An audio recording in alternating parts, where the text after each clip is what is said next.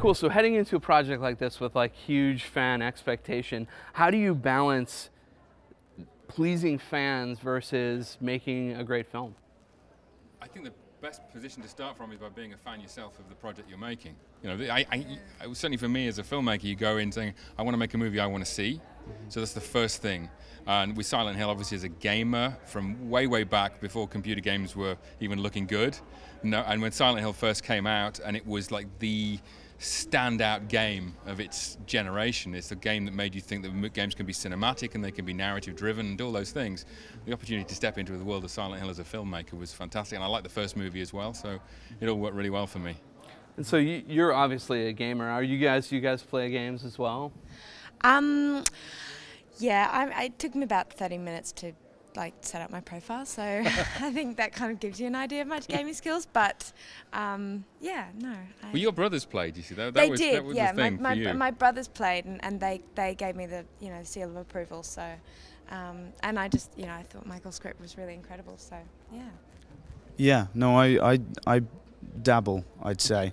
I've played some in the past, and I get attached to one game. So it was always GoldenEye when I was growing up, or that was a classic game. But yeah, not a huge amount. But I do remember when Silent Hill came out, and so yeah, no, I do. You're about 12 when that came out. 12, yeah.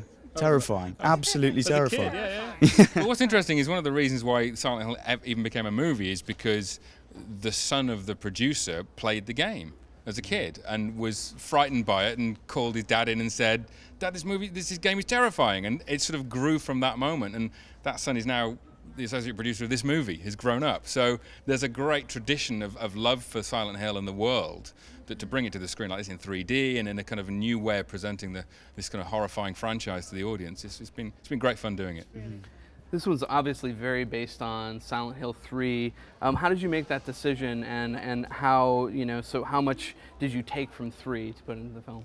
It was sort of inevitable that 3 was going to be the game that we based this on more than anything else, partly because the way that Christoph Gans had left the first movie and the way he told that story meant that 3 was the game which logically carried some of that narrative drive.